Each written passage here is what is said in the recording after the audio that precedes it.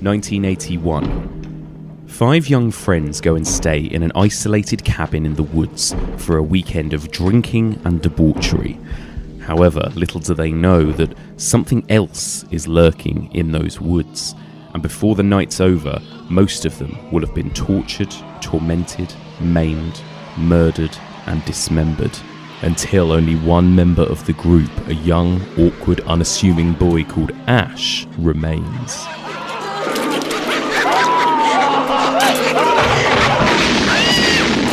Join me as we continue exploring the evolution of the zombie movie, and we take a look at Sam Raimi's demented world of the Evil Dead.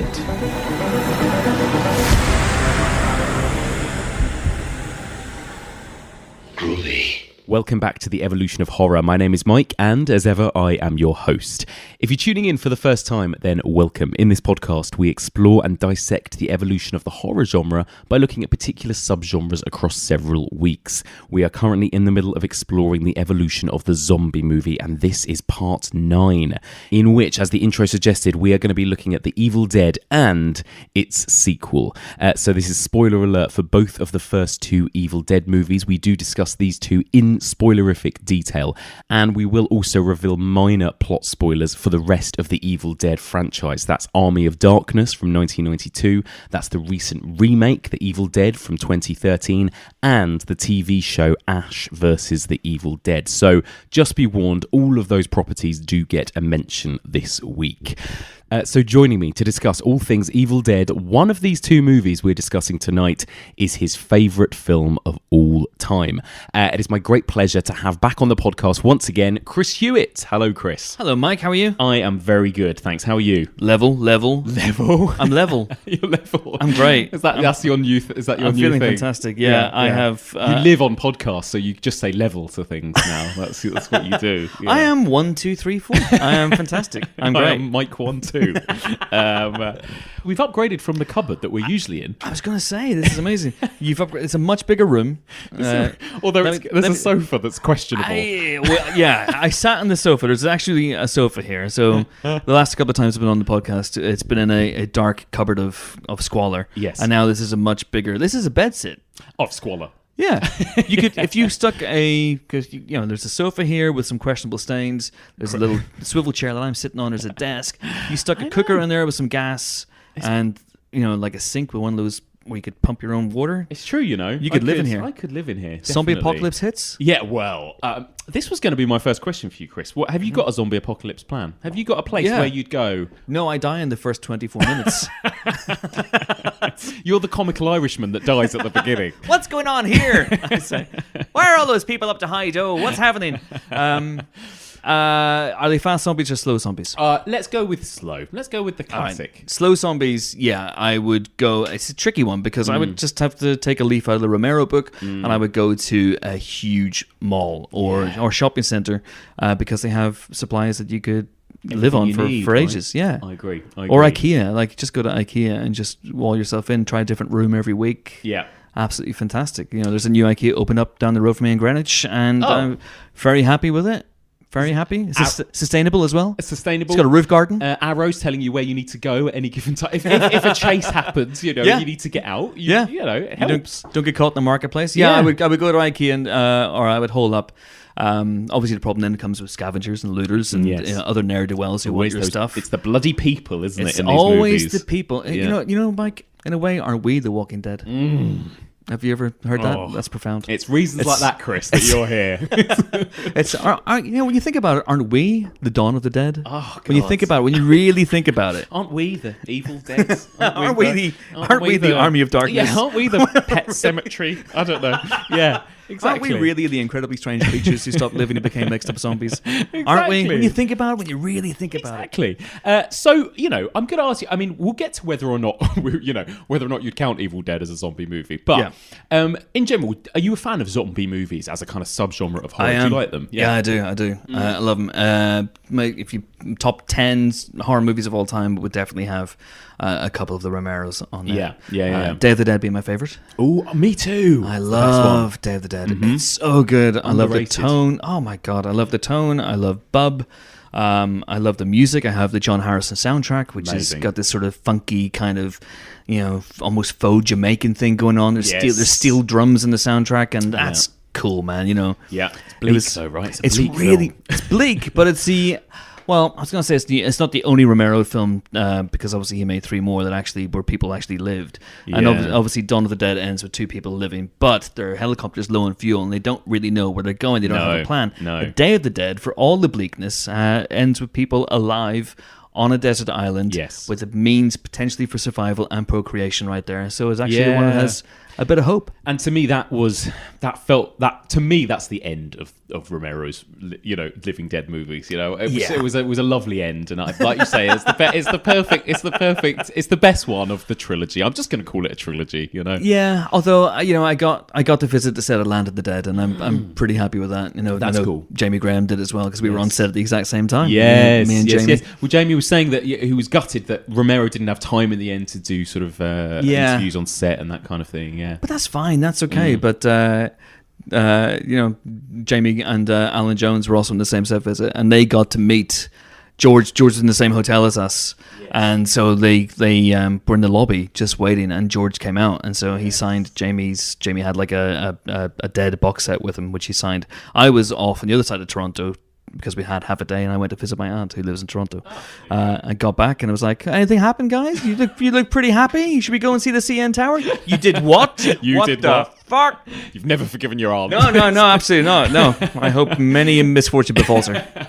Oh, I mean, yeah, that's the thing. And there are some. I think the conversation I've had with everyone about this is that there are some brilliant zombie movies, but there are a lot of zombie movies, right, as well. So naturally, there are also a lot of bad ones, I suppose. How do you feel about some of the more modern ones, the sort of post 28 Days Later movies, and also, would you count 28 Days Later as a zombie movie? These kind of fast moving infected people. I know that's always controversial. Yeah, I would, because it's fundamentally the same thing. I mean, they're not undead, but they're dead and they're reanimated in some way. So were you talking about movies like Warm Bodies and Zombieland and things like that? And actually even TV, The Walking Dead. Have you kept up with The Walking Dead? No, I haven't kept up with The Walking Dead. Although weirdly, I keep up with The Walking Dead.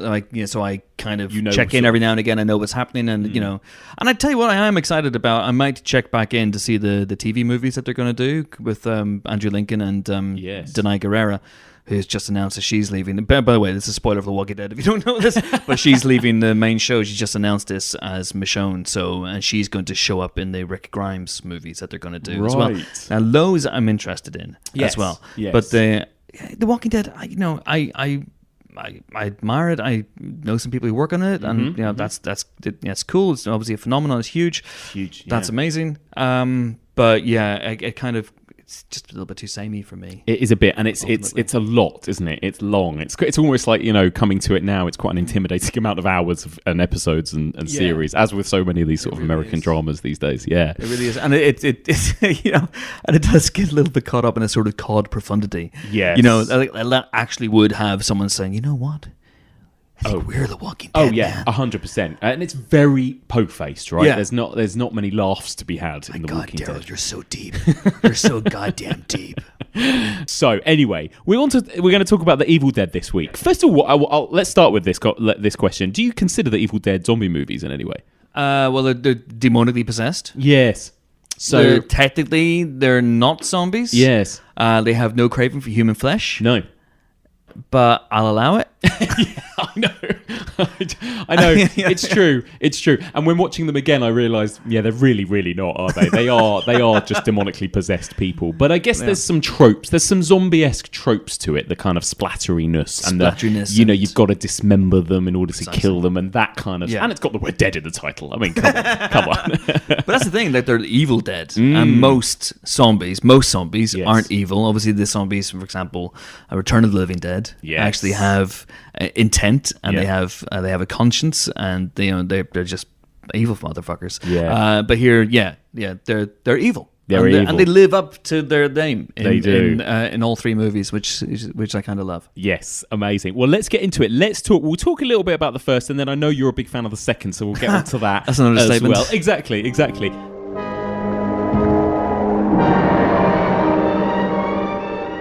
I believe I have made a significant find in the Kandarian runes, a volume of ancient Sumerian burial practices and funerary incantations.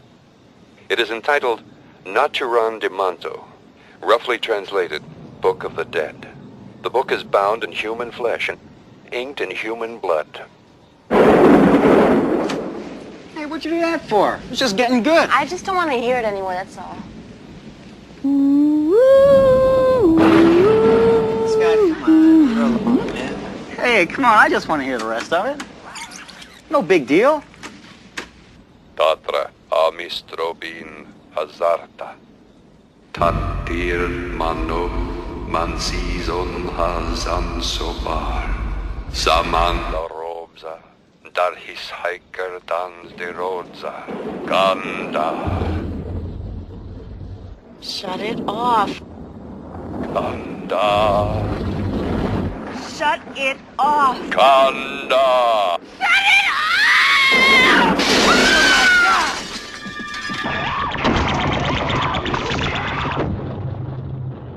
First of all, then, Evil Dead #1 from 1981. It's a fairly thin plot, but Chris, give us a little brief rundown of the plot of what happens in the first Evil Dead. Okay, so 5 idiots go to a cabin in the woods. Admittedly, this is years before the movie The Cabin in the Woods. So they, or indeed Evil Dead or Evil Dead 2. Yeah. So they don't know that evil things lurk there, and they're going off just for a kind of a weekend retreat, and they stumble upon a book which has incantations, which when read aloud conjure up some sort of evil entity type thing, which possesses and toys with them and bumps them off one by one over the course of a very, very bloody evening. Yes. Until only one person is left. Or are they? Is there? Does he? Yes, etc. quite, exactly. Do you remember your sort of first memory of watching The Evil Dead and when you saw it and how you saw it? Because I know that it had a difficult in terms of the UK getting released and banned and all that kind of thing. What was your experience with it? My experience was it was after the ban had been relaxed, the video nasty ban, and when you watch The Evil Dead, especially through modern eyes, the modern prism, it's really hard to believe that it got banned for being schlocky. There is certainly one scene in particular, I'm sure we'll get on to, which is very contentious and very controversial. Yes. I'm talking, of course, about the card playing scene. Clubs. Dean of Spades. There's, so its reputation went before it. Yes. That was clear. I remember being very, very excited. Yes. What I can't remember is whether I had seen Evil Dead 2 first. Right. So, but I think I had. So I think I had seen Evil Dead 2 first, and I was already in love with Evil Dead 2. I already worshipped it. And I was so excited to see the original film. In fact, I'm pretty sure that's how it happened. And I lived in a small town in Northern Ireland called Banbridge, which had 3 video stores, and only one, I think, stocked it when it was re-released on VHS. And I remember cycling up the town. I lived about 4 miles outside the town. I cycled into town with a friend of mine to rent the film in a sunny afternoon. Nice. We got it, cycled back to my house and put it on. And there might have been slight disappointment. Yeah, well, I think at first, especially if you watched Evil Dead 2 first, because we'll get to this, but it's kind of the same film, but a sort of, in some ways, a better, slicker version, isn't it? Evil Dead 2, that's the thing. And genuinely, that's one of the things I love about the audacity of Raimi and his cohorts, but mainly Raimi, in terms of the creativity of these films. The idea that the prologue of each movie, Evil Dead 2 and then Army of Darkness, is a weird remake of what went before. Yeah, that's absolutely. incredible. Couldn't give a fuck about consistency, or anything like that, could he? Because it's true, because even the opening of Army of Darkness is like, forget the end of the last movie as well. Forget who played Linda before. Now it's Bridget Fonda. Now your girlfriend is Bridget Fonda. Okay, fair enough. I'll go with that. But yeah, I think I was slightly disappointed. Right. Because it is it's the same film, but it's a very different film. Yes. And tonally, it's a very, very different film from Evil Dead 2. Yes. And it's a much darker, much bleaker film. It's more horrific film. It's much more of a horror film. Yeah, totally. Although Evil Dead 2 obviously still does have a lot of that as well. And it's very hard to get around the fact it was shot in 16mm, and it's very hard to get around the fact that the effects at the end are plasticine and stop motion and didn't look that good back then, and certainly don't look that good now. And also, as much as I love Evil Dead 2 and I worship Bruce Campbell and I worship his performance as Ash, I think it's one of the great, genuinely one of the great performances. And in Evil Dead, he is a kid who is not quite in control of his instrument. And I don't think they've quite figured out what Ash is as a character. Totally, yeah. He's more of a putz, and, it certainly is that in the other movies as well, but he's just more of a guy to whom these things are happening, rather than, he doesn't have any, real agency in these movies. Totally. You'd never know, would you, from the opening sort of half hour, let's say, of the first Evil Dead, that this guy was going to be the hero, ultimately. Precisely. He's just a character in the background, isn't he? Yeah, why are we getting it so cheap? Well, I don't know. Might be in real bad shape. You mean nobody's seen this place yet? Well, not yet. Well, it might not be that bad. No. Actually, it might be kind of nice. Yeah. And he's only the hero because obviously he was the director's best friend. Yeah, That's the only way that it's not because of any great character traits on Ash's part that he survives the night. It's just hey, you're the guy who can act. You're my friend, so why not? Exactly. And I think that's the thing, isn't it? This first Evil Dead was made. Sam Raimi was something ridiculous, like 20 or something when he shot this with a bunch of mates, but there are still those signs of sort of Raimi brilliance straight away. I rewatched it today, and just even that, there's the opening shot, which is that sort of iconic now for Evil Dead, these kind of tracking shots through the woods.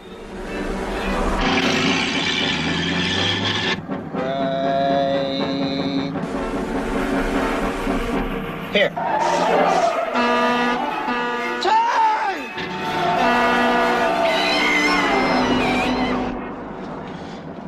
What the hell was that? Are you trying to kill us? Hey, don't blame me. It's your steering wheel. What do you think in general just about Raimi as a director and his cinematography and his eye in these movies? This is one of the reasons why I worship the guy. Yeah. I think he's incredibly influential. I don't think you have Peter Jackson necessarily without Sam Raimi. I don't think you have Edgar Wright without Sam Raimi. I don't think for better or worse you have Guy Ritchie without Sam Raimi. Yeah. I think there's a saying in football that they can make the ball. Some footballers can make the ball sit up and talk. Yeah. I think Raimi can make the camera sit up and talk. Yes. I love the fact that he was a kid who had no real preconceptions of what you could and what you couldn't do with a camera. Yeah. And you can really see that in some of the stuff he tries to do, some of the really experimental stuff, some of the stuff they do in Evil Dead and Evil Dead 2 is incredible. So those shots you're talking about, especially in the first Evil Dead, where it's the long tracking shots, they literally nailed the camera to a bit of wood, to a big plank, and they were carrying it around. They didn't have Steadicam, they didn't have any of that stuff. So they were as DIY as you could possibly get. But out of the kind of the desperation and the low fineness of it came a real sort of inspiration, a real creativity as well.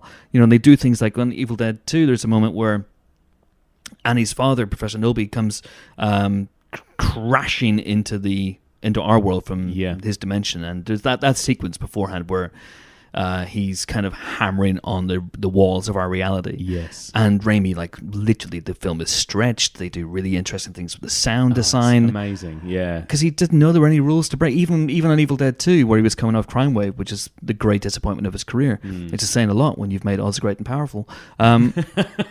Even coming off that, he was still eager to create. He was still eager to innovate as well. Yeah, I think there's stuff in the first two movies in particular. Yeah. That are enormously influential. Yeah. I love. Totally. And I think that's the thing with the Evil Dead. I think the thing that people love and we all appreciate about it. And I think for me, this is the reason why the remake doesn't really work, because it's not so much about the story or the characters. It's Bruce Campbell and Sam Raimi, right? And I feel like if you haven't got those two, you haven't really got an Evil Dead movie. Feels like that's the thing. That relationship is integral. And yeah, I always got slightly disappointed when Raimi wouldn't cast, even though Campbell crops up in most of his movies. Yeah.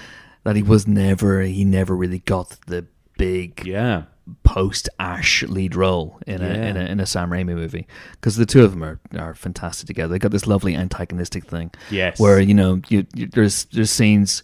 So that scene in Evil Dead 2, and you may have noticed me, I've already shifted on to Evil Dead 2. Don't worry, it's fine. It's all right. We'll do both simultaneously. We'll do it. That's fine. It's fine because they're peas in the pot, aren't they, Mike? They are. But there's that scene in Evil Dead 2 right at the beginning, where Ash, which is a continuation of the last shot of the Evil Dead, where the evil is roaming through the cabin to get Ash.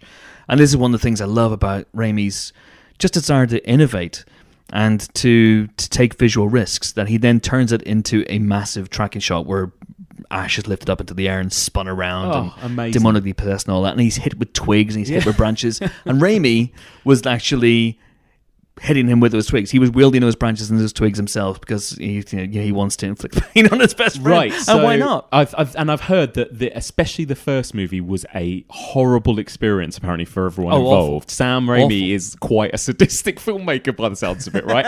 And there was no money. None of these actors were treated well. They were all really put through the ringer, weren't they? On this shoot, freezing cold. It was freezing cold. They used so much fake blood, and I think almost the same thing happened on Jackson's Brain Dead. Yes, but they had no money, and they were using all this Caro syrup, which is a great substitute for blood on camera. That the floor would literally stick with the blood, and you couldn't move anywhere without it sticking, and it was everywhere, and it was just ruining continuity. Also, and the shoot overran terribly, as well, and they had camera problems, they had all sorts of stuff going on, and and it's maybe that in a weird way kind of infects the atmosphere of Evil Dead because it's I'm sure it does. It's there, and the sound design is there as well.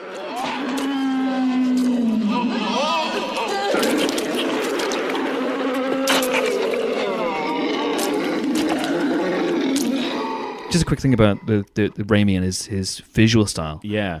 And I think everything blurs into one in terms of how I discovered horror and how I discovered and when I discovered stuff. Yeah. But I think that Raimi is certainly one of the I remember first seeing Raimi, and I remember first becoming aware of him, and it was through Jonathan Ross, who would later block me on Twitter for reasons I don't know. But anyway, I'm blocked on Twitter by Jonathan Ross. Don't know why. I love him. I think he's amazing. Anyway, if Rossi, if you're listening to this, please unblock me. Very weird. It's so weird, but there you go. There it is. Yeah. So I'd block me on Twitter, to be honest. I'm really annoying. But through the Incredibly Strange Film Show. That's where I saw Raimi on the Incredibly Strange Film Show, and I was like, oh my God, who's this? This guy looks amazing. I got to seek out some of his films. Yeah. And so I started seeking out things like Evil Dead 2, and obviously Darkman, then working back with that. But I kind of wonder if Evil Dead 2, in a way, if I saw that before I saw movies, I'm sure I saw Nightmare on Elm Street. I'm sure I saw some of the Friday the 13th before Evil Dead 2. Mm-hmm. But I definitely saw Evil Dead 2 before movies like Dawn of the Dead, and some of the early Cronenberg stuff that I saw, like Rabid and Shivers. It's kind of fascinating the stark contrast between what Raimi did with no money, and what Cronenberg and Romero and Craven would do with no money, because those guys weren't stylistic innovators. They weren't interested really in giving you more bang for your buck or making the film visually entertaining. Their focus lay in other areas, obviously, and many of those areas were thematic, obviously. But watching Raimi's early stuff compared to their early stuff was a bit of a jolt, I think, and really fascinating. And when you go back and you rediscover, and you start discovering some horror films in the 70s and 80s, and you realize, oh my God, this is the only guy in town who was doing this stuff. Yeah, 100%. And I think you're right. I think as much as we all love and appreciate some of the early stuff from people like Cronenberg and Romero, I think you can tell it's that first movie thing of,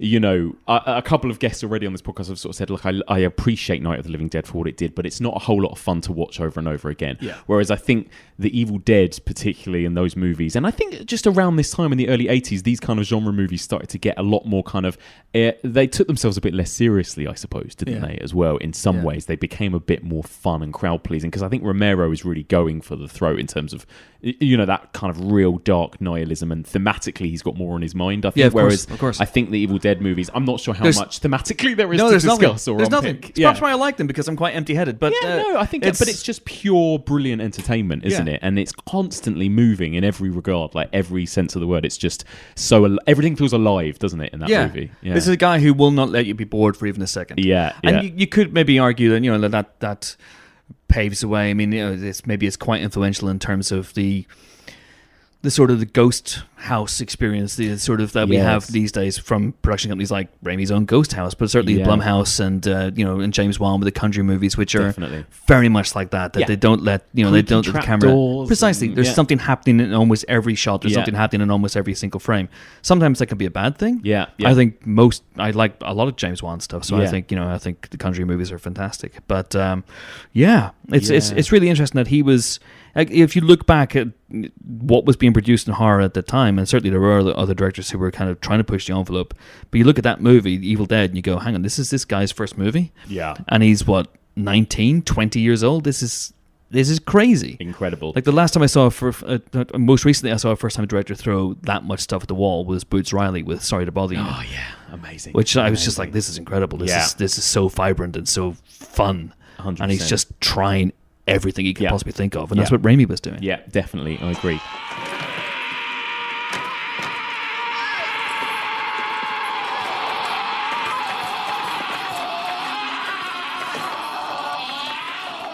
I wonder whether or not we talked last week about the sort of Fulci zombie movies, of the early 80s, and that kind of absolute abundance of blood and gore and viscera and all of that kind of stuff. And I wonder if Raimi was influenced at all by any of those types of movies. It almost feels more similar to those than it does some of the American contemporaries. I would be amazed if he'd seen them. He just wasn't into horror.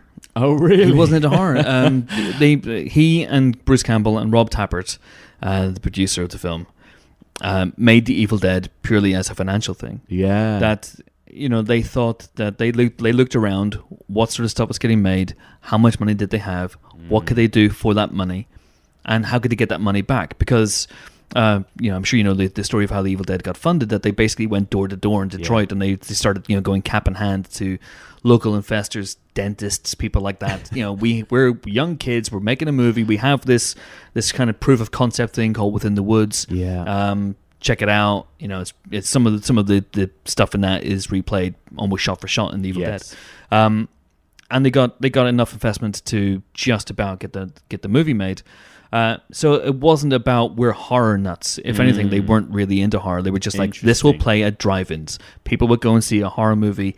We got to put gore in it. We got to put scares in it. We got to keep it interesting.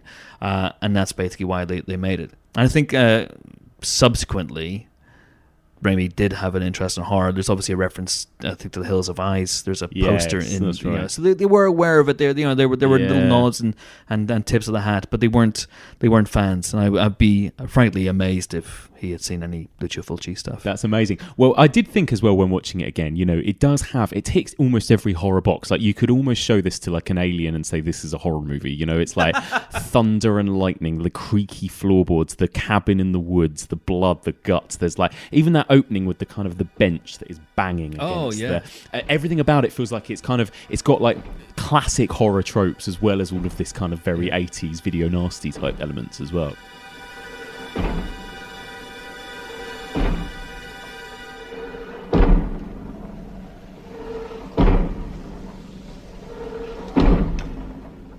His command of the camera is fantastic, but he's also got a great command of tone as well. And I think it happens to Evil Dead 2 as well, because Evil Dead 2 is much more of a roller coaster ride, and it's much more of a Looney Tunes cartoon come to life. Definitely. But at the same time, there are moments in that where his command of the tone is masterful, because it will veer from this really sort of absurd, over the top comedy into something that's actually quite scary and quite dark. And there's the moment where Ash is looking for the missing pages of the Book of the Dead, and that whole sequence is really quite creepy. The early stuff is quite creepy as well. Yeah, the first half of that movie is for me the best of the whole series. We'll get to that. But also, you're right. I think tonally there's something weird about it. As a child, I watched both these movies, and there was something about the second one where all of the bits of furniture start laughing at him that I found really scary as a kid. So it's funny, isn't it? I don't know why, but he balances that kind of odd tonal thing that he gets. But it's about the sound design as well. Yeah.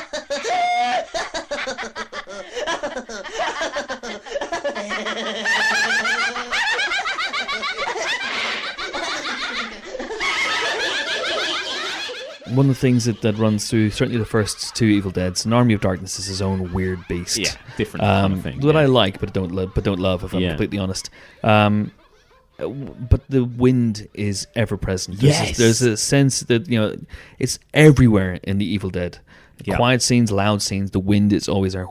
Exactly, and that's another thing that makes me feel like it is like a textbook horror movie, you know, in the most classical sense of the word. Yeah, but it's always there, and it's always creepy, and it reminds you, and it's really interesting because unlike, say, a conventional zombie movie, it's about the Evil Dead, and you have the sense that this evil entity is anywhere and everywhere at the same time, and can do anything it wants to any of these people at any point. And that actually really conjures up this lovely sense of paranoia, which is really, really well, great. definitely, and that literally anything can happen, and he will throw anything on screen at any given moment, and he does as well. You know, that's what's so great. So it's shit just happens for no unpredictable. reason. Absolutely no reason. It's brilliant. Let's talk briefly. We got to talk a bit about the gore, especially in the first one. You know, there's that first moment where the character of Cheryl is possessed, and she jams that pencil into the ankle, and it feels like that's the first bit of true nasty, shocking gore, isn't it? That we get in that series. That bit still gets me. It's those little moments of violence that are always worse, isn't it? It's those little things. It's like as much as I love. The thing that discomforts me most about The Thing is the blood test scene when McCready cuts his thumb with the scalpel. Those little things. It's the relatable They can have like someone's chest just cave in and be filled with teeth. I'm like, that's totally fine. Yeah, I'm good. But it's the little things. So a pencil, because it's so real, it's so relatable. That you're basically thinking, and also it's the way whenever later she gets possessed. Yes. When it's Linda, isn't it? Yes. When Linda gets possessed, that the wound kind of just sort of turns evil and gnarled and horrible and infected. But you can absolutely relate to someone, even whether demonically possessed or not, jamming a pencil into your ankle, and you know it ain't gonna be a walk in the park. No, and I think apparently that was one of the big things that the BBFC and a lot of the censors at the time had a problem with, was that particular moment. And it's so funny because there is so much more gore that follows that, but that moment in particular, I think, was, and a scene that comes about 10 minutes beforehand, which we should talk about, which is this infamous tree rape scene. Yes, that does stick out a bit now, doesn't it? It really does. That moment. And I think I interviewed.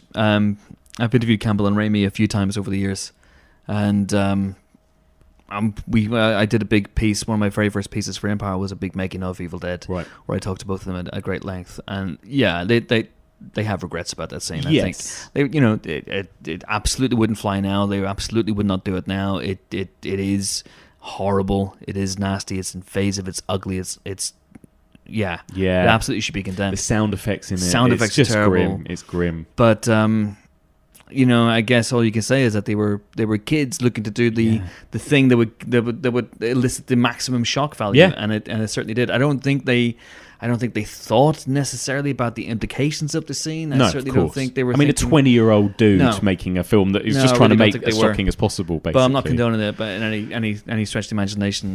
But again, but it's fascinating that they kind of went there again with the remake. Well, interesting, yes. Although I was going to say he does feel like he kind of almost, in some ways, sort of apologizes and redoes it in the second one, he changes it in the second one. The second one, there is enough of the thing, but it's essentially the same sequence, but they pull back and it's not quite got that kind of exploitational vibe that the original does.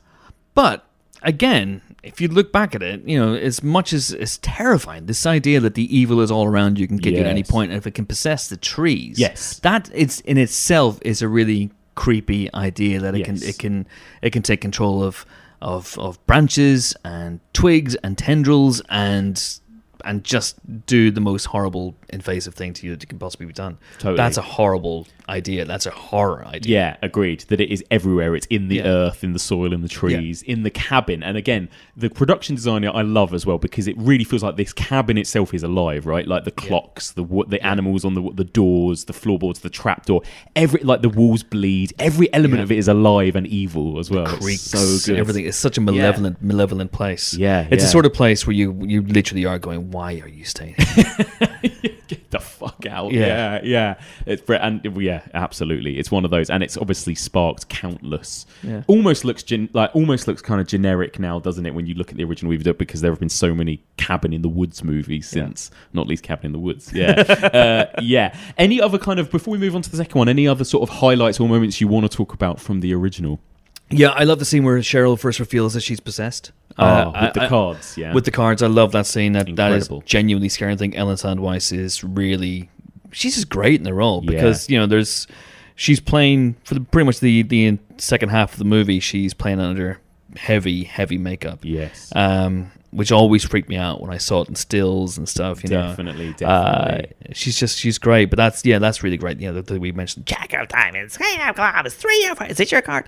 It's so good. It's so good. It's really well done. The way the voice slowly changes with each card she names. Yeah. 8 of spades. 2 spades. Jack of diamonds. Jack of clubs. Why have you disturbed our sleep? Awakened us from our ancient slumber. You will die! Like the others before you. One by one we will take you.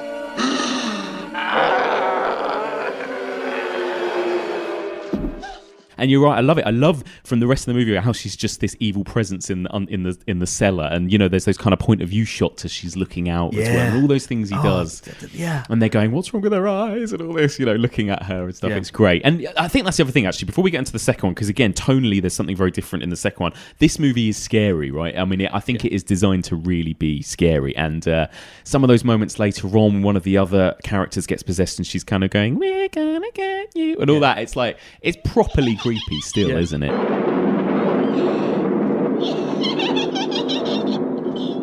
Shut up! We're gonna get you. We're gonna get you. Not another peep. Time to go to sleep.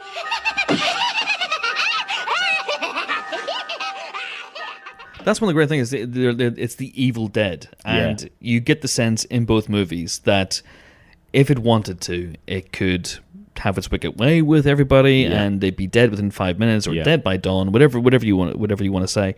But it's a playful, malicious dead as well, and it takes great pleasure in just kind of pointing out the fact that you're screwed guy. Yeah, and, just fucking with you, basically. Yeah, especially the second one with what Ash gets put through. It is basically Ash is like this plaything for this evil presence, isn't it? Basically, which is what's so interesting. It doesn't quite reckon on Ash growing up hair. Yeah, and exactly. Yeah. And fighting back. But absolutely. There's really really scary stuff. I also like the scene that is replicated from Within the Woods, which is where Cheryl is running back to the cabin, and you have this sense. I love that. I love the POV shot of the evil presence. Oh, I love it. Yeah. Whenever he cuts to that in the first two movies, it's like kind of Jaws on crack, isn't it? Like that kind of monster POV shot. Yeah. It's so good. It's so good. Yeah. And it's one of the reasons why I don't like Army of Darkness as much. Yeah. I know they're trying to make a different film. Yeah. But there's a moment in Army of Darkness where Ash retreats to a windmill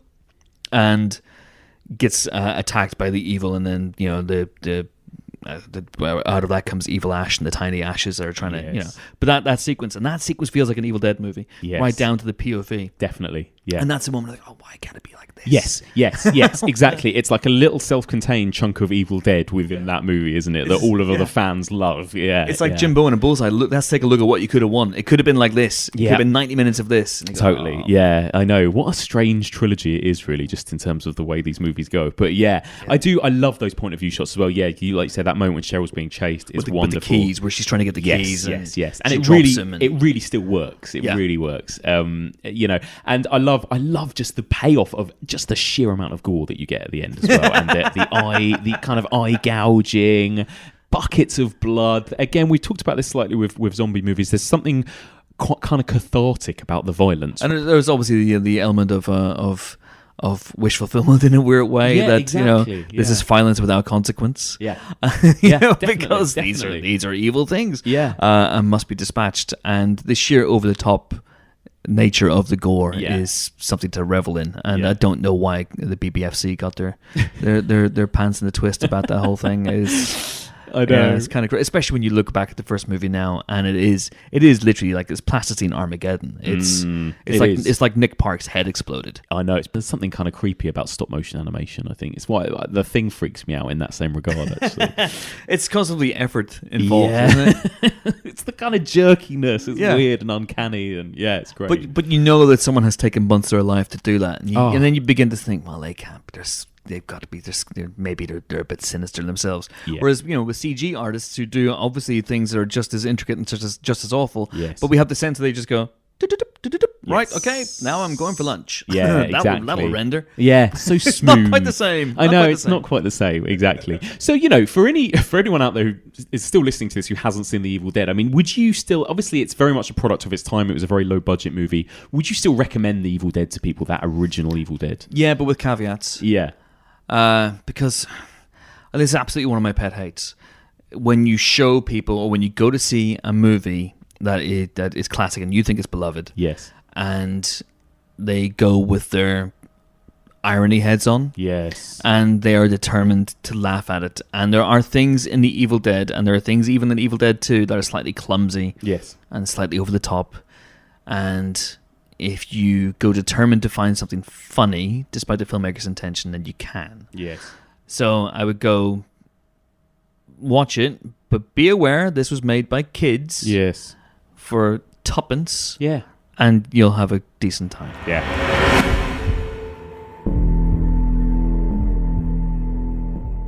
Hello everybody, it's Mike here from a different timeline. I'm just interrupting this chat with Chris Hewitt to tell you a little bit about what we've got happening on Patreon this week. We've got a really interesting discussion episode for you which is out right now. I was joined by the brilliant Becky Dark from Don't Point That Horror at Me podcast, and we were discussing the issue of art versus artist.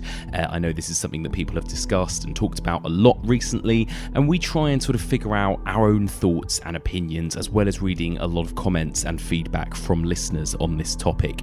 Here's a little snippet of our conversation. If I came round to your house and you said, I want to watch The Burning, and you chucked the DVD on, I'm not going to get up and leave, right?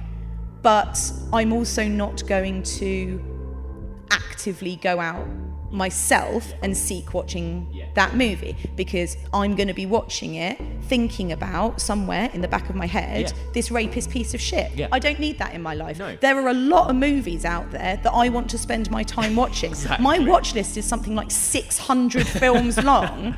Why would I? There are alternatives. Yeah, there are alternatives. So that episode is available for all patrons right now, as well as a whole ton of other episodes, including a Video Nasty special from a couple of weeks ago, and various other reviews of new releases. And we've got some other exciting episodes coming up in the next couple of weeks as well, including a review of Jordan Peele's Us, which I saw this week and cannot wait to discuss. So if you want to have access to all of that, you simply need to go to patreon.com/evolutionofhorror and donate $5 per month. That's about £3 and that will give you access to all of these episodes, so much other bonus content. And if you're UK based, you will also be sent an Evolution of Horror sticker. That's right, very, very exciting. Now, on that note, I want to say a big thank you to everyone who has pledged $5 and donated to the podcast in the last couple of weeks, including Mark James, Chris Cuthbert, Greg Savage, Peter Wilson, Duncan Maitland, Kimberly Lowe, Ryan Marsh, James Gerard, Joe Devereaux, Jose Santiago, Ed Boff, Nirvana Davidson, Lindsay Crawford, Darren Barker, Tom Stevens, Jim Laskowski, Manuel Sebrian, Ben Hobson, Matthew Panting, Hayley Ukulele, great name, Matthew Tuffin, Grace Cook, Holly Roberts, Mark Cleary, and Paul Savage. A huge thank you to all of those people for donating their hard-earned money in the last couple of weeks. And once more, if you want to become a patron of the Evolution of Horror and support everything we do here and get access to all of that bonus content, simply go to patreon.com/evolutionofhorror and sign up now. That's patreon.com/evolutionofhorror. Now, let's get back to my discussion with Chris Hewitt, and it's time to discuss the sequel.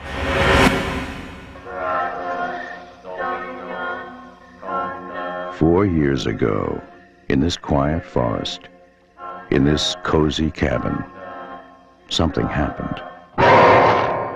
Something so frightening. Something so deadly. Something so evil. We prayed it would never happen again. Now, from the creator of Evil Dead, comes Evil Dead 2.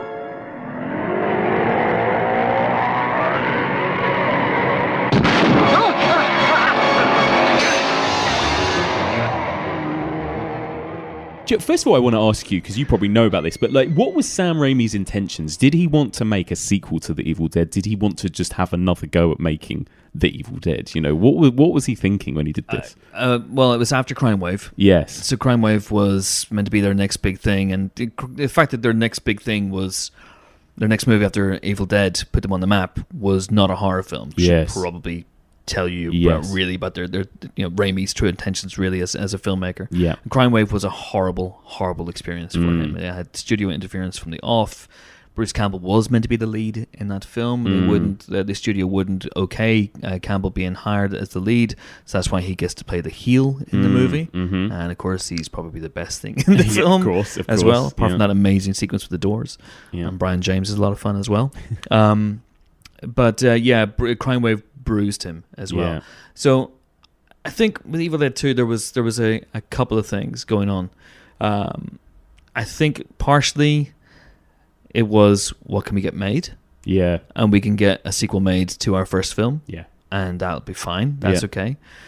And partially it was also a chance to show what he can do unfettered. And I think that's absolutely what happens in Evil Dead 2. Yeah. It is Raimi, probably for the last time, I would say, completely unleashed. Yes. Completely let off the hook. Yes. And with unfiltered Raimi. Unfiltered, absolutely.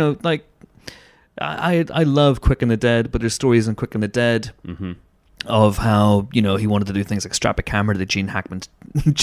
Literally to Gene Hackman. He wanted to strap a camera to Gene Hackman for one of his crazy POV shots, and Hackman was having none of it. And there was studio interference, and even on the, obviously in the Spider-Man films, as they got more and more successful, he could do more and more what he wanted to do. Yeah. But I don't think he ever quite 100% had, and I don't know whether he had final cut on Evil Dead 2, but certainly it feels like a filmmaker that nobody's saying no to. Yeah. It's just being inside his brain, Evil Dead 2. Yeah. It feels like he's just making whatever the hell that he wants to make, and it just happens to be, for my money, the greatest movie ever made. Amazing. So this is your favorite film of all time, right? Of all time. I love it. That's amazing. So tell me why? Why? Like, what is it you love about this movie so much? I think it's possibly when I saw it as well. Yeah. So it's a huge part of my formative experience as someone who was discovering cinema at the time.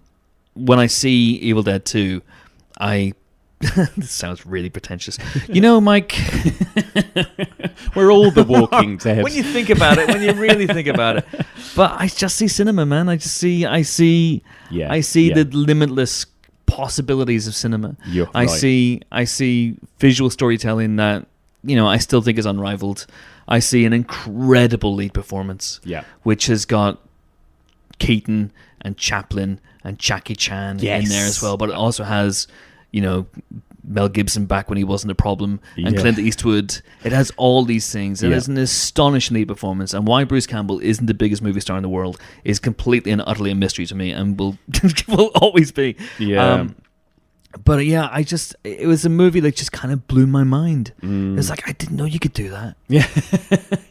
I didn't know that could happen. I didn't know you could do that. I grew up watching Star Wars, obviously, who didn't? I grew up watching, movies like Superman the movie and Beverly Hills Cop, and because my parents were completely laissez-faire, Arnold Schwarzenegger action movies, Terminator, Aliens, all this sort of stuff. But I never saw anyone pushing the camera to its limits and doing stuff with the camera the way that Raimi did, and doing stuff with the sound design and having fun and having just these weird playful touches. Like there's a moment in Evil Dead 2 where Ash is being chased by the evil. And it's a POV shot of the evil chasing him through the cabin, and it goes on for ages. And now, looking at it now, I can see the moment where there's a slight switch. Right. I can see the moment. But the moment that when the evil kind of goes into the living room looking after Ash, and the POV, Ash has disappeared by this point, and the evil looks around, and then looks around again, and can't find him, and then retreats from the house because it's disappointed. Yes. I said, this is incredible. I've never seen anything like this. And also, that's where, I mean, because, we should say, obviously, the second one is much more like, you've already said it, it's like Keaton, and there's Three Stooges. The Three Stooges is a huge thing for them. Yeah. It's a huge thing it's for a them. slapstick. It's more, I would say it's more comedy than horror, right? The second one. I absolutely think it's as much a horror film. But it's a really blackly comedic one when it is, but it's so over the top. It's so much fun as well. It's so much fun. It's not just things like, it's not just what he does with the camera. It's the cutting style as well. It's the editing style. I don't think there's ever been a greater tooling up montage than the one in Evil Dead 2.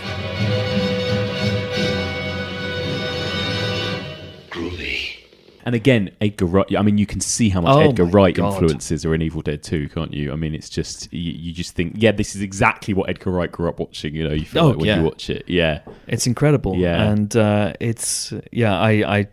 love every single frame of that movie. When I was at school, I'd be challenged now, but when I was at school, I knew every line. Yeah. Every line. And I would write, constantly just scribble on my notebook. Yeah. I would just scribble Evil Dead 2 over and over and over again. Amazing. I just remember things like that. But amazing. It was amazing. It's brilliant. I mean, I love, what I really love, because, we haven't really talked about the story, but it's because it is essentially the same story as the first one, really, let's be honest. And it starts in this weird way where where Ash is back with Linda, played by a different actress, but he's back with his girlfriend with no memory of what's happened to him, right? So it's like the same thing is happening. Basically, it's happening again. It's Groundhog Day. That's what it is. It's Groundhog Day. Well, I did think that watching it again. I thought, maybe this is, if you wanted to think about it in this way, it's like it's that Evil Dead.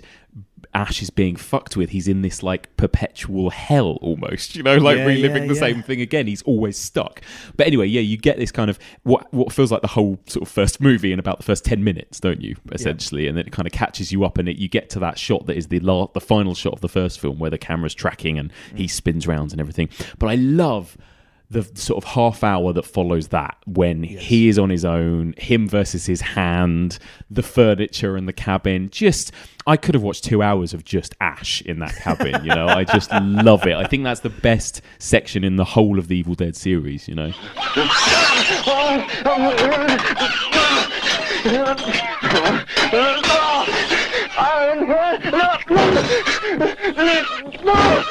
It's incredible, man. There are things I truly, truly love in the second half of the movie, but you're absolutely right. Yeah.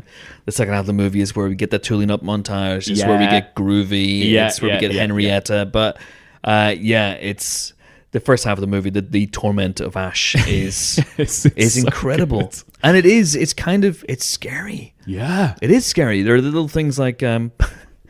There are things like the piano that plays by itself, all the different sound effects, the ever-present, omnipresent wind once again. But there's also little playful things as well. And this has just occurred to me. It's not just the POV shot of the evil chasing Ash through the forest and then through the cabin. It's little things like there's a moment where Ash is walking down. He hears a noise in the other room. He's on his own at this point, and he starts walking down. He has a shotgun, I think, at this point, and he walks down a corridor, really dark corridor. And Raimi's deploying all the Dutch angles in the world. Yes. And there's a moment where we see Ash's POV. He's walking down the corridor, and he stumbles. And we cut to a POV of him stumbling. I was just like, why have you done that? That's amazing. It's deranged, incredible. Right? It is why deranged. would you do that? Yeah, it's true. And there is something very unsettling about it, as funny as it is. But even his performance, Bruce Campbell his performance. I mean, we should talk about that. How has Ash as a character changed from the first to the second? Would you say? Because it feels instantaneous, right? Even in the moment when he arrives in the cabin with Linda, he's already much more kind of sure of himself, confident. God, yeah. He goes, "Hey, what do you say? Have some champagne, huh, baby?" It's just amazing. It's like they rewrote Ash, didn't It's a completely different guy. Yeah. Completely different guy. Much more confident actor, much more confident director, much more confident Ash. One of the things when you talk to Bruce Campbell, is that he's very, very clear that Ash is a douchebag from day one. Right, yeah. And that does come across in a way. Yeah. You got with Linda a little bit. But I love this version of Ash. It is, for me, I think they maybe over-relied too much on Army of Darkness, and we haven't even talked about Ash versus Evil Dead, the TV show. I know. I think they over-relied a little bit too much on Ash being just an idiot.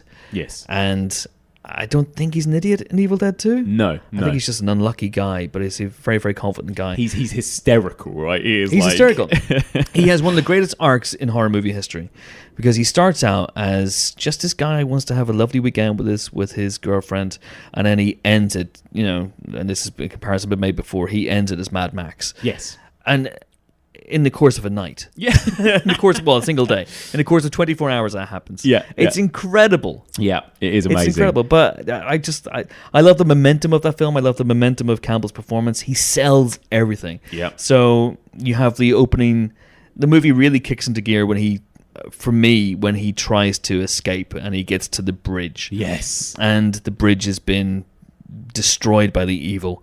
And there's that incredible sequence of the sun going down. Yeah. And Ash, and that really awesome kind of, again, some people might laugh at it these days, but I think it's still awesome, kind of matte painting of the sun going down behind Ash as he realizes the evil's going to come back up.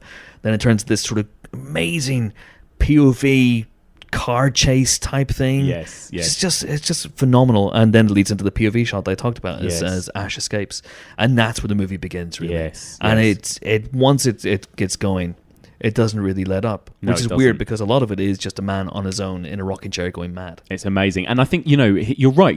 I think so many of us wonder why Bruce Campbell didn't become a bigger star. But I wonder if it's just that his performance style is just too broad, turned up to 11. Yeah, it is. It's like he was born in the wrong era. He should have been a silent movie star or something. Almost, should have been. Oh my god, he should have been. Yeah, and he came so close a couple of times. He almost became the Phantom, but ultimately, what would that have done? Yeah, he auditioned for the X-Files whenever Robert Patrick, whenever they were replacing Mulder temporarily. Right. Robert Patrick got that gig, not Bruce Campbell. So he was so close a couple of times. Mm-hmm. But it's one of those things. I once asked Joe Dante, because I interviewed him years ago, and I said he was lamenting the fact he couldn't really get movies made. And I was like, well, surely people who love your films are now studio executives. And I thought the same would happen with Bruce Campbell, that directors and stuff who saw Bruce Campbell would end up putting him in their movies. And I guess it did kind of happen, but it was people like Anthony Hickox in Waxwork 2, and Carpenter, I guess, in Escape from LA. But again, he's this cameos and yes, exactly, Maniac Cop, and it just didn't really kind of take off for him, which is a real shame. But he's so good, and he's so intense, and he's so funny, and he's so committed. Yes. I don't know anyone bar Jackie Chan who takes as much physical punishment in the course of a movie as Bruce Campbell. I know, it's amazing. I just love it when he's literally, there's a moment when he's fighting his hands and he literally kind of throws himself and flips. He flips and it's himself just over. so clever. I just think he's brilliant. And even, when the hand spots the knife or the axe, and he's like, whoa, and then pulls him, drags his body towards this cleaver, this meat cleaver. It's just brilliant. All of those little moments when you think, well, actually, Bruce Campbell is doing all of that. He's doing all that. And it's really impressive. I'm not one for hyperbole, Mike. You know that, but it is the greatest performance in the history of cinema, in the greatest movie in the history of cinema. It's extraordinary, and it is a wonderful piece of physical comedy all the way through, but also physical acting. This is a man, because for whatever reason they decided his hand was going to be possessed. Yeah. And his hand is a primary villain of the movie. Which is incredible. Yeah. But that whole sequence is as good as you're going to get. Yeah. Because especially the bit where you're right, the bit where he's unconscious and his hand is alive, because he's playing unconscious. Yes. But his hand is evil. And how do you make your hand evil? And I was kind of dabbling with acting and stuff around the time as well. School plays and in university and whatnot. Yeah. And I used to copy that all the time. Yeah, totally. The stuff he does where he punches himself in the stomach, punched himself in the face. You broke my tooth. You broke my tooth. All that sort of stuff. It's just so good. Oh my god, he's it's incredible. So good. He's incredible. He really goes for it as well. It's just brilliant. And then talk to me about the second half of this movie, because then we go back to what feels a bit like more of an Evil Dead, like the first one, because then we have this group of characters. We're in the cabin.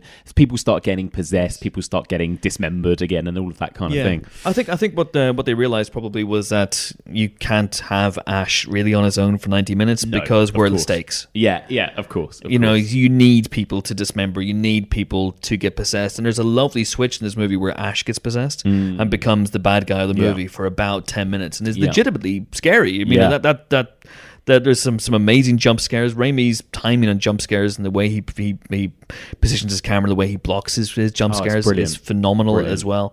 But the Ash makeup is legitimately scary. It's great. Some of the makeup in this one is brilliant, isn't it? Oh my god, it's so good. And again, it's this moment that is both made me jump even now and also makes me laugh, is where they're listening to the tape recording and they're like, "Oh, my wife, I buried her in the cellar." And there's that like slight pause because Ash is down there and then she bursts out. God help me, I buried her in the earthen floor of the fruit cellar.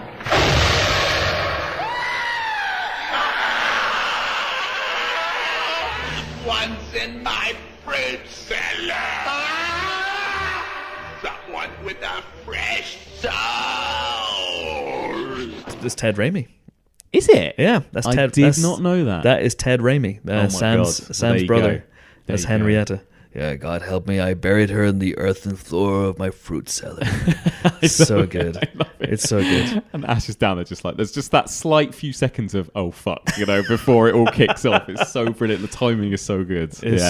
Once Henrietta comes into the movie, it goes completely not so bizarre, and I love it. But one of the interesting things about, you could say the Evil Dead, the characters are not well defined, and they're not particularly well defined in this movie either. But what's important is that idiots turn up as well. Yes. Yeah. So you have Dan Hicks, who's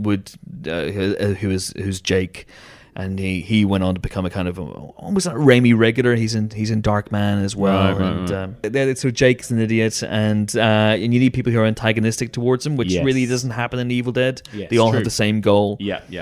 And here that's not really the case. He's the kind of hillbilly character in it, is he? Because again, it reminded me of, I wonder if he inspired Tucker and Dale type of characters as well, which again is a kind of very cabin in the woods, but it kind of looks like him, obviously. With the dungarees and whatnot. I love when those characters turn up as well, because I think they give the movie another bit of a kick. Yes, absolutely. It just keeps it moving once again, doesn't it? Yeah. It's like, right now we're going to throw some more stuff at you, kind of thing. Yeah, it's so wonderful. Great. Yeah. Leads to some amazing jokes as well. You got the bit after the scene I talked about where the Professor Nobi comes in and has that really portentous,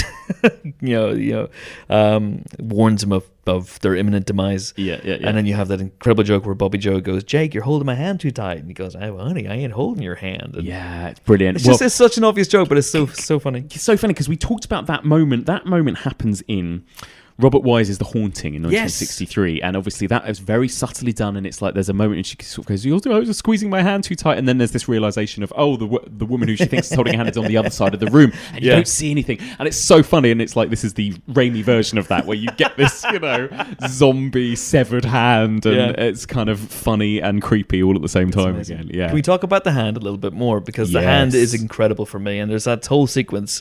Again, this is part of the torment of Ash, where he's on his own. And he's being terrorized by his own hand, and the hand has this really weird, fucked up sense of humor. It's flipping him the bird. Even the noise is like, it's like it's so cartoony. The hand makes noises. How does the hand make the noise when it's on his own and it sees a meat cleaver and it goes?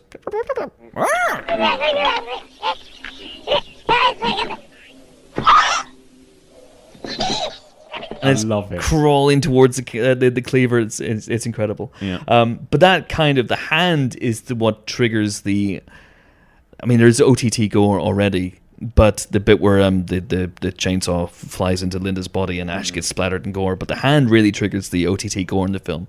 Not least the bit where he cuts his own hand off, the "Who's laughing now" moment, where his face gets covered in blood. Yeah. And then of course the sequence where he fires the shotgun. Yeah. At the hand in the wall and then gets deluged. Oh, I love just that. Flooded with this sort of brightly colored blood, blue and green and then black in its ooze, and they did that because they knew they would have problems with censors if it was just a wall of red blood. They just changed the color. I love it. They just changed the color, and it just adds the freakiness of the movie. Yeah. And the sense that you're watching this kind of living cartoon, which is incredible. Exactly. But the hand is so good. It's like the best like Tom and Jerry cartoon you'll ever see or something, isn't it? That's what it feels like. That kind of brutal violence, but so funny as well. Yeah, the hand is amazing. I love it. Yeah, give the hand his own show. I think. 100%. What about the ending? Like how did Sam Raimi have plans to make Army of Darkness? Did he have this in his head, or is that ending a kind of end joke? No, I don't believe they had plans. I mean, I think you always hope. So, but something like 6 years elapsed between Evil Dead 2 and Army of Darkness. I can't remember at what point they really began to sort of coalesce into Army of Darkness. So we'll do this Arthurian thing. I just think that they wanted to leave it with a phenomenal ending, and it is a phenomenal ending. It's brilliant. It is, it's obviously Planet of the Apes. Yes, very much so. Yeah, but it is incredible, and I've always loved that ending. I've always loved the the look on Ash's face. Yes, as he realizes where he is and he's completely and utterly stranded, and as the camera pulls back. The final shot of the fists clinking over the camera. Yeah. And I think it's Raimi actually who says, "Hail he who comes from the sky." Yeah, oh really? To deliver us from the terror of the Deadites. Hail he who has come from the skies to deliver us from the terrors of the Deadites! Hail! Hail! Hail! No! Hail! No! No!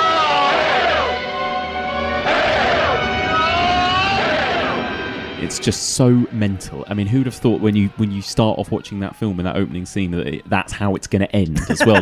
that's the journey that you end up going on. It's just amazing, really. That's the thing. If someone said to you 5 minutes in, this movie's going to end up with that guy blowing the head of a winged demon and then being surrounded by knights, who chant and hail him as a savior, you'd go no. Yeah. Half an hour in, you go, exactly.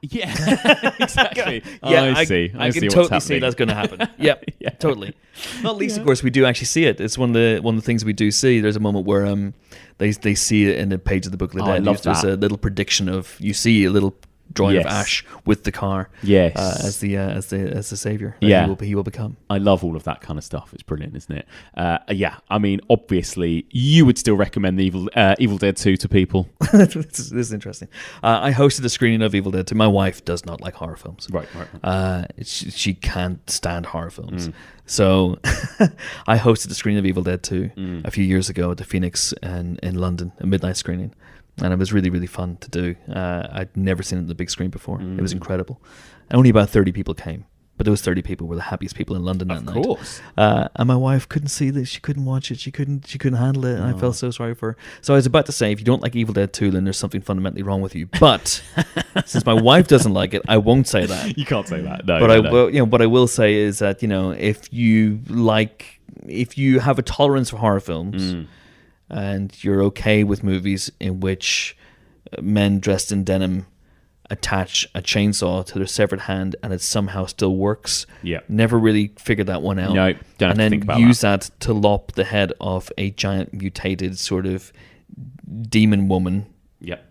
And that's your kind of thing? Then yeah, give it a go. Then I'm fine with that. Let's talk very briefly about its kind of legacy and what came after, because we've mentioned them briefly. We've got Army of Darkness, we've got a remake, we've got Ash versus the Evil Dead. What are your thoughts generally on some of these other incarnations of the Evil Dead? I like Army of Darkness, but I don't love it. Yeah. It was actually a disappointment to me coming into it straight from Evil Dead 2. Me too. But I know people who saw it first before they saw Evil Dead 1 and 2, and they prefer that. They're wrong, but they prefer that. Well, it's interesting as well. I mean, it's interesting, like you said, that because I didn't know that Sam Raimi is not particularly into horror, and you can, I guess, the way that it becomes less and less horror across those three movies, right? Yeah. I mean, that's what he grew up liking, things like A Connecticut Yankee and King Arthur's Court, and that's what that movie is essentially. So, but it is interesting because for a guy who doesn't really like horror films, he's made three of the best of all time. Right. Drag Me to Hell is Drag an Me to Hell. extraordinary I film. want to talk to you about Drag Me to Hell briefly as well, because I think I'm not the biggest fan of the Evil Dead remake, because I mean, it's fine, but actually, that's not true. That's not fair. It's not a badly made film, is it? It's just that I think I don't know. You call it the Evil Dead, and I just think it because it took out any of the humour or the Raiminess of it, and it played it so straight, and it was so bleak, and for me, it didn't really achieve what I wanted on any kind of level, because I didn't particularly find it very scary or exciting, but it had none of the kind of laughs or schlocky stuff either for me. So it didn't quite work for me. Wasn't quite the ultimate experience in grueling terror. No, I thought. No, exactly. But it did give me that little glimmer of hope, because Evil Dead 4 is the thing that it's probably the film I've wanted most for most of my professional life, and it's never going to happen. No, it's just never going to happen. But there's that moment at the end, the post-credit sting, where there's a single shot of Ash, which establishes the fact that that's why they call it Evil Dead, because it actually takes place kind of in the same universe. I thought, well, maybe we might get an Evil Dead 4. Evil Dead 4 kind of ultimately became Ash versus Evil Dead. And if I'm honest, I didn't really keep up with Ash versus Evil Dead. I haven't seen it either. I need to check it. I have heard good things. Apparently, it's Same really here. fun. Same here. But and what I saw of it, I liked. But yeah, I need to have the time to sit down and properly go through it. And honestly, I don't want it to end. Really, I know. I feel. It's been cancelled, and we know now that Bruce Campbell's come out and said that's it. He's never going to play Ash again, and maybe I don't really want to watch that show then, knowing that it's going to be finite. It's going to be an ending to it. And, no, that's it. That's it. I'm happy with my memories of Ash. That's the ultimate badass. And to be honest, what I love about those films is the Raiminess of it the most. And for me, Drag Me to Hell felt like more of an Evil Dead remake, just tonally and visually, than Evil Dead remake did. I just love every minute of Drag Me to Hell, and that to me felt like the Evil Dead remake that I never got. Oh God, yeah. You teased me, you black-hearted whore! No, Milos, no! You bitch!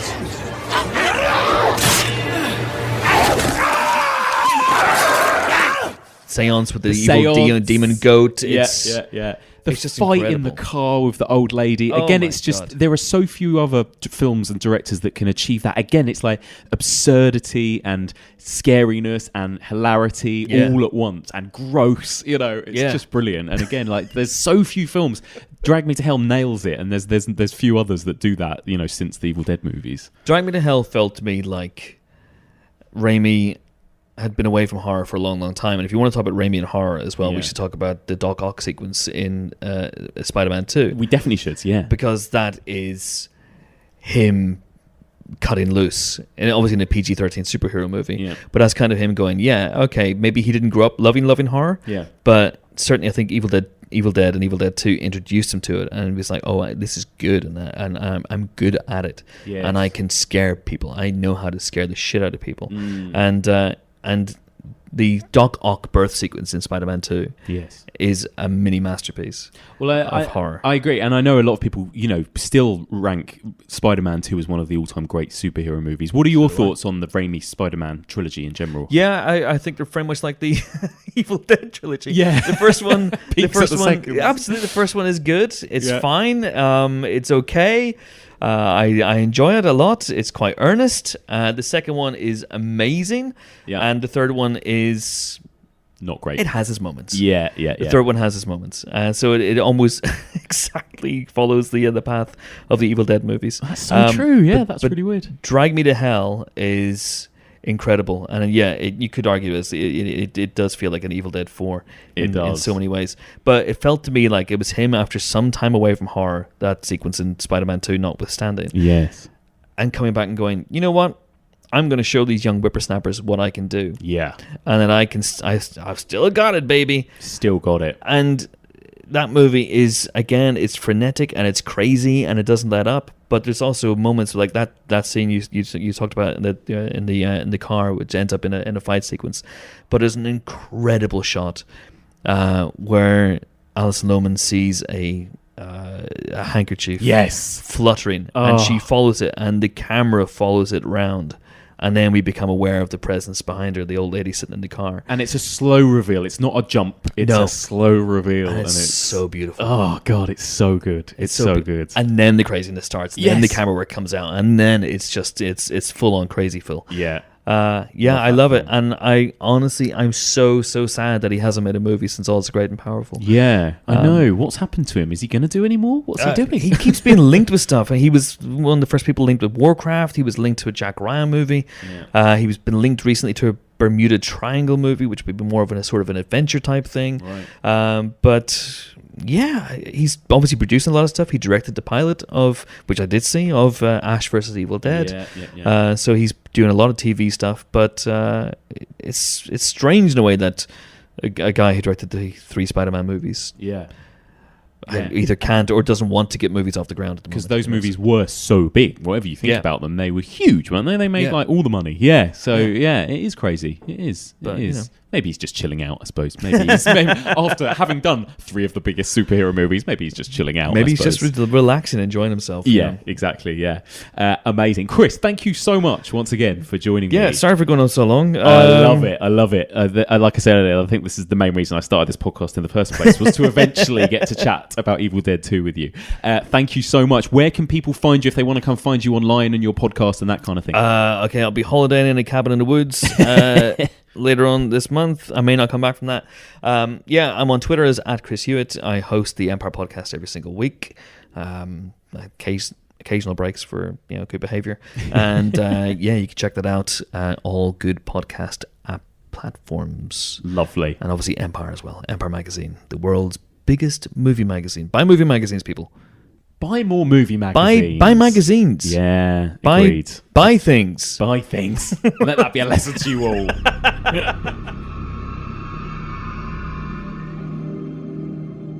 And that's it for this week. Thank you so much for listening, and a big thank you once again to my brilliant guest, Chris Hewitt. Always such a pleasure to have him on the pod. Now, if you are a patron, you will have access to even more Chris Hewitt. There is going to be some extra content that I recorded with him. A lot of patrons sent in some questions that they wanted me to ask Chris. We talk about the Marvel Cinematic Universe. We talk about horror. We talk about Kim Newman's Video Dungeon for some reason. There's a lot of other stuff that me and Chris natter about. So if you want even more Chris Hewitt, simply sign up to the Patreon page and check it out.